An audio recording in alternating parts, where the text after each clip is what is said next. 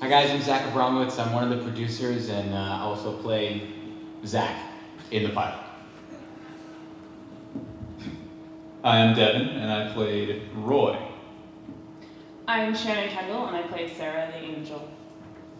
I'm Alex. I just like to sit back here and watch them. No, I produced the pilot alongside Zach. So you said pilot. Is this a part of a web series? You know, that's a very good question. Actually, in 2008, 2009, it started off as a web series. And it was very experimental. It started Zach and another friend of ours. And we were just finding our footing with that. But the problem with the web series is that it's exhausting. You need to come up with content all the time, and I couldn't do that. And I have to know my strengths. So I studied all the effects I could. You know, I tried to pull in all my favors just for one big pilot. So that's the story. But we are open to distribution if you know anybody. If anybody knows Steven Spielberg or, Now, special effects wise, there was a lot of rotoscoping going on, I have a feeling, right? How did you do those lightsabers?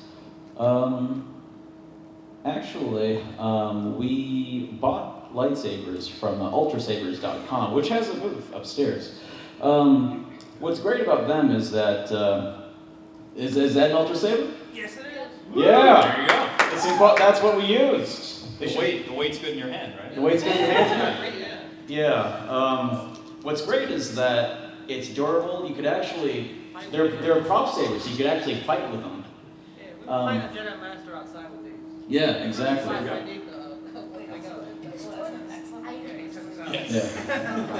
But the thing is, they make make an excellent light source because in other Star Wars films, you don't see light on the faces. When a blue saber meets a red saber in a Star Wars movie, there's no purple.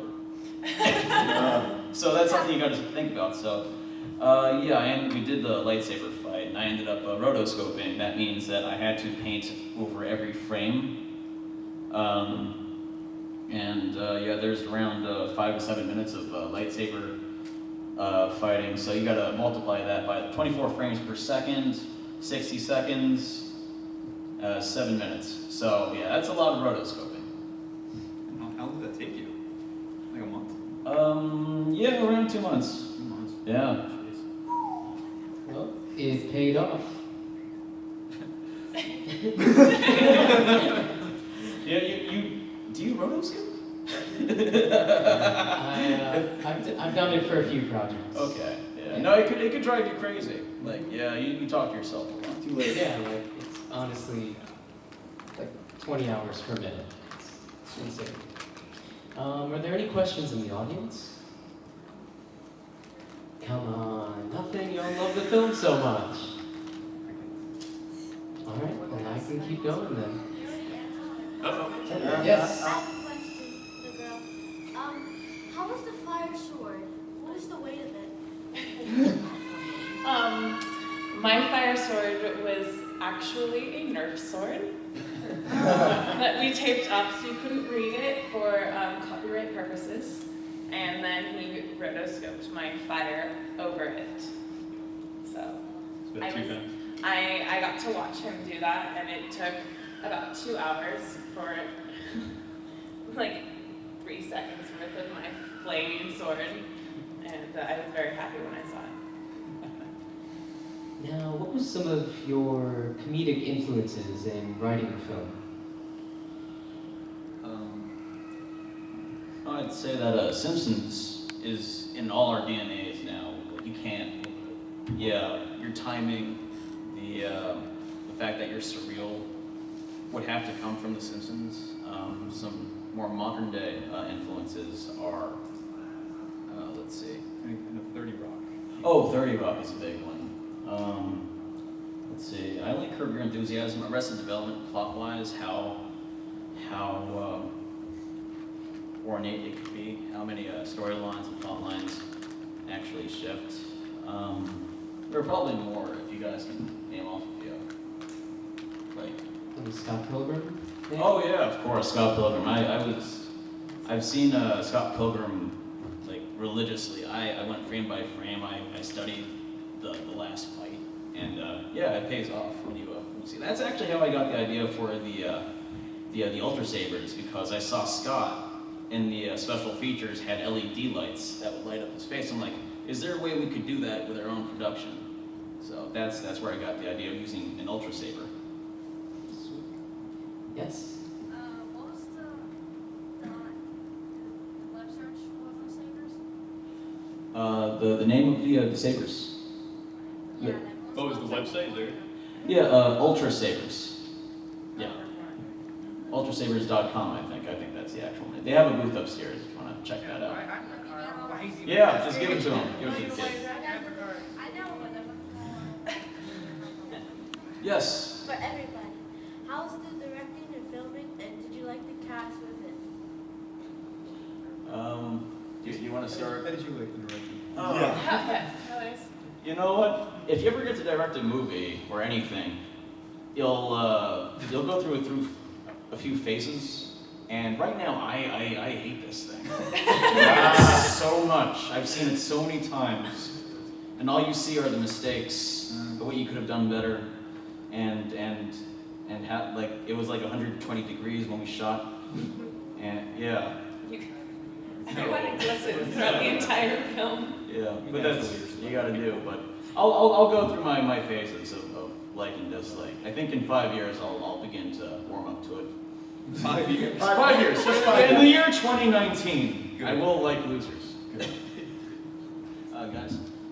Guys, I just want to jump in real quick just in case somebody has to leave. I just want to say that, first of all, thank you for coming and checking out Losers. We have a Facebook page, and what a TV pilot is it's in order to generate like a new season on a network. So what we're trying to do is get some awareness for the show and try to talk to a television network or say like a Netflix or a Hulu and have a season so we can actually make this into a full-on TV show.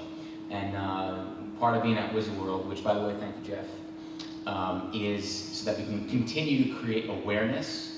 And a lot of ways that if you like the show, how you can help us do that is to like our Facebook page, which is facebook.com/loserstvpilot.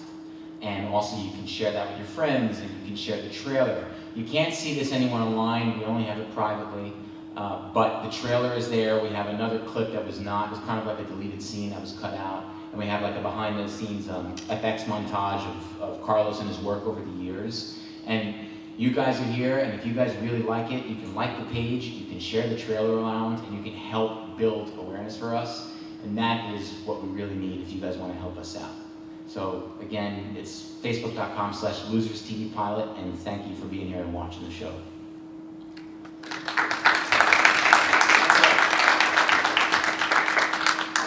I've got another question for the actors. What was it like shooting green screen? It was fun. It was very hot. We were basically in Carlos's living room. Well, no, we had transformed it into this set, and I basically got to be in my underwear all day. And every other take we had to powder because we would start sweating profusely in heaven. I had no idea what I was looking at. They were just like, turn around and see something sparkly. And,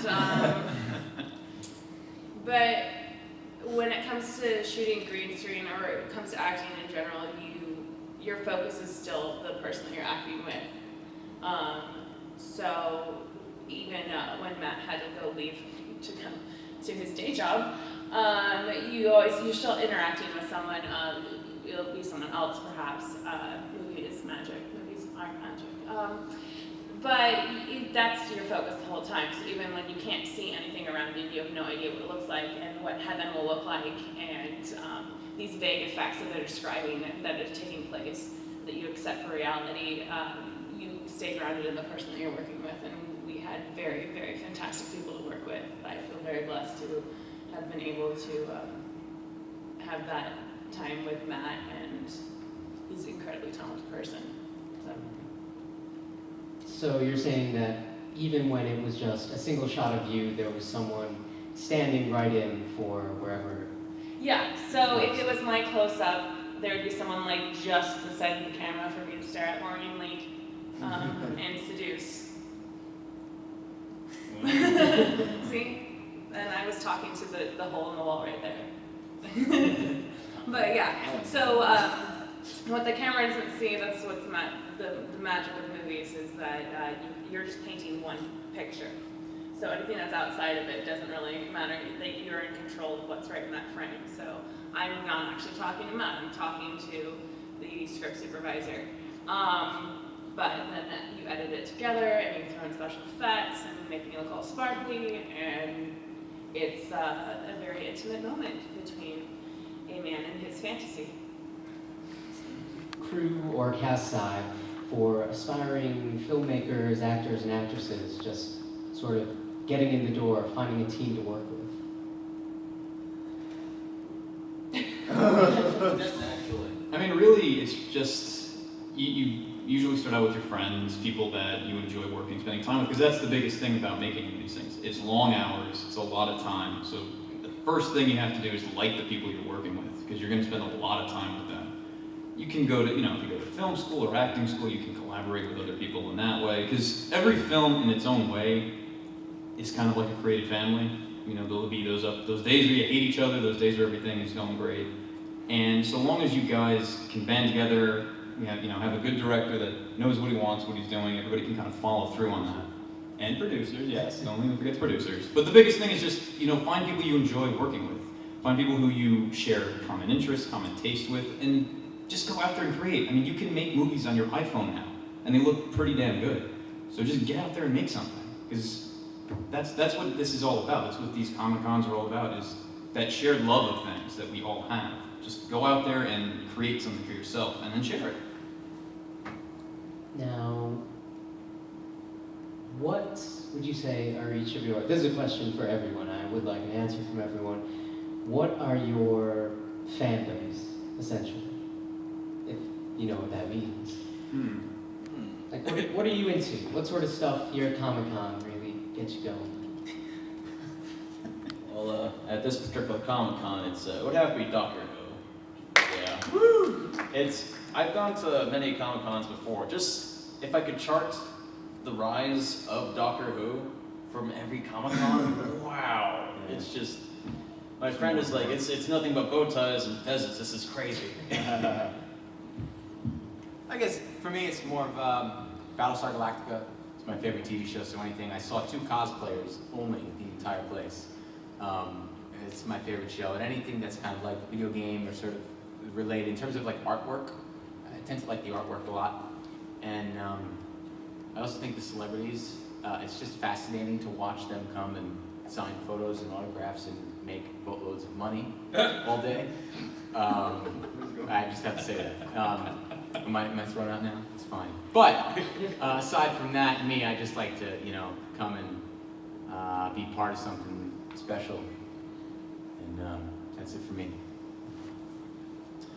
I mean, I'm more of a traditionalist. I mean, I love the original Star Wars, Indiana Jones, that kind of thing. I've recently started getting into anime more and more, so I'm kind of beginning to learn. Some of these costumes I don't recognize, but I'm beginning to finally like, oh, I know that character. So this is actually my first ever con. So you guys are a part of it. Thank you for letting me be a part of it. But yeah, I'm kind of just into the building block stuff.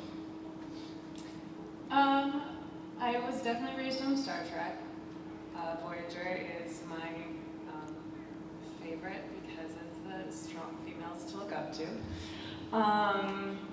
I also used to race home to watch The Amazing Spider-Man, the animated series. I have reawakened my nerd love with first Doctor Who, and then Battlestar Galactica. And I base my relationships on whether or not we can watch those together. And if you can appreciate all aspects of what makes it beautiful. And I definitely have read all of Game of Thrones, and I debate with people about the rewrites in the show and whether or not we appreciate them.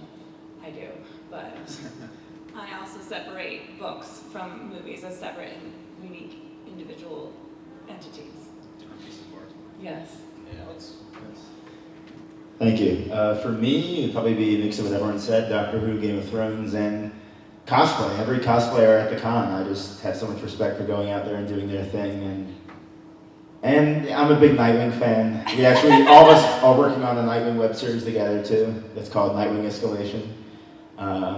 And comic books, cosplay, anything in the con. And Godzilla. I love that Godzilla made the comeback this year. I'm so happy. So yes, Godzilla.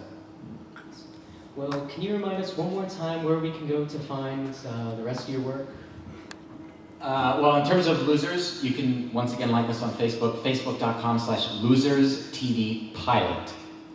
And you'll see everything there. And then, of course, our other project that was just mentioned was nightwingescalation.net. And you'll see a link to the Facebook page on there. And, yeah. Actually, Devin, you have a podcast, right? Oh, we're gonna hawk that too. Yeah. Let's Yeah. do Well, you spoke really well. Like, I couldn't have said it better myself about thank you. production. So yeah, please. So I started recently, about a couple months ago, this podcast that deals with all the behind-the-scenes stuff, the stuff that everybody kind of is interested about, but you never hear about it. So I started my own podcast. It's called iworkinproduction.com, and basically, interview some actors, but it's more I want to interview camera operators, the lighting designer, the gaffers, all the people that make the movie magic. But you never meet them, you never see them. The people that spend 2, 3, 4, 5, 6 months, sometimes years, making the movies that you're watching. And for one reason or another, you're just kind of anonymous and out there. So it's iworkinproduction.com. It's kind of beginning to get a little bit of a groundswell, but feel free to check it out. And I'd love to, get to know people that work in this business in a more of an anonymous capacity. Awesome. And any more pitches? Anything else you're trying to sell? Trying to sell. Amway. Anybody want Amway? Amway, quick start.